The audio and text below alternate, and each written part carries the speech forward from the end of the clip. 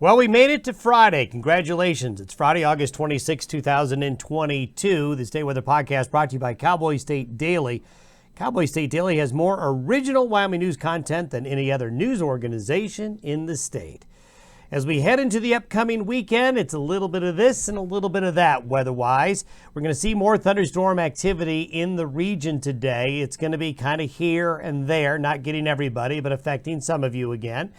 It's going to be a little breezy this weekend. This will be especially true over parts of Wyoming, Montana, and parts of northern Colorado and the panhandles of Nebraska and into the Texas, Oklahoma region. Why? Because there's a bit of a trough and a cool front that's coming through Sunday and Monday, and that's going to bring a little hint of fall in the air by late in the weekend and into Monday, especially for the northern areas.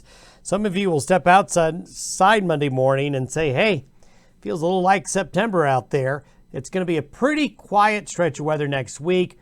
Next week looks nice as high pressure will dominate.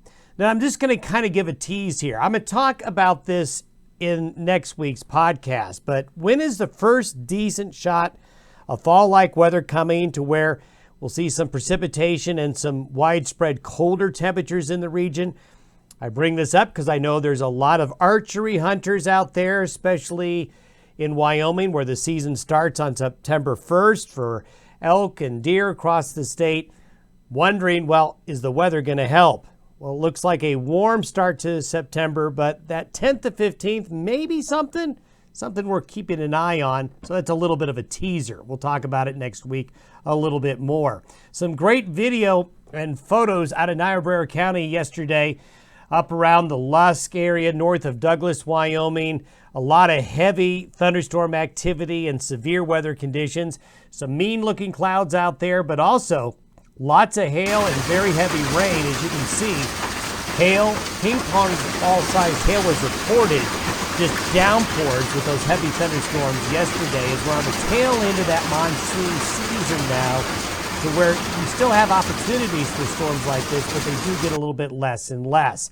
The water vapor showing that area of thunderstorms over South Dakota this morning. They're getting some really good rain in central and eastern areas of South Dakota heading into northeast Nebraska. While we still see this plume of moisture coming back into the Rockies and high plains, this little swirl, that's the upper level low that's going to travel along the U.S.-Canadian border this weekend. And you see this drier air here, this orange, lower humidity air is going to come in behind this system, and that's going to dry things out a little bit by early to mid next week, to where we just don't expect much thunderstorm activity. This is the time of year the monsoon begins to weaken and starts to kind of peter out a little bit, and these frontal systems is one way to knock them down. But this is where to expect thunderstorms today.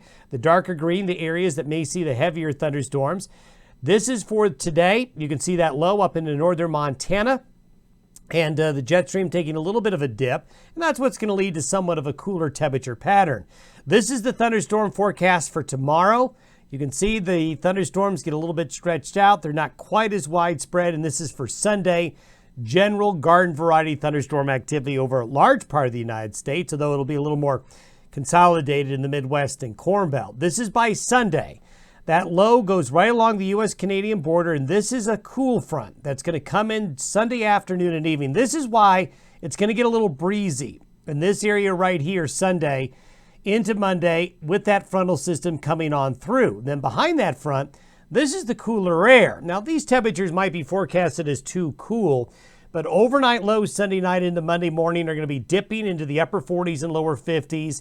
You're going to see some 30s in the higher valleys, into Yellowstone Park. You know, Jackson Hole, I would not be surprised if you wake up to upper 30s Monday morning. So just a little hint of fall in the air as we start next week. By Monday afternoon, the precipitable water forecast shows a pretty large area of generally dry conditions across the Intermountain West. And notice not nearly as much blue and green here. The monsoon moisture is still there. Anytime you see green like that, that's still very moist air, but it's not nearly as moist as it's been. This is why next week looks really quiet. High pressure builds over the Four Corners area right here.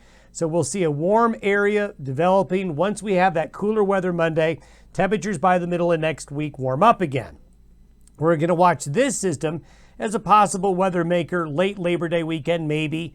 But it looks like most of next week is going to be pretty quiet weather-wise. Where are the hurricanes? This is from the Hurricane Center this morning. Not often at the end of August do you see the key hurricane areas in the Northern Hemisphere have nothing to report. We may end up going through the last days of August with no named tropical storms or hurricanes. I don't know when that's happened last. It's going to be a long time since it's happened last. We still think that's going to change. I think September could get wild and woolly with hurricanes and tropical storms, but it's been remarkably quiet out there in the tropics. Have yourself a great weekend. We'll see you Monday.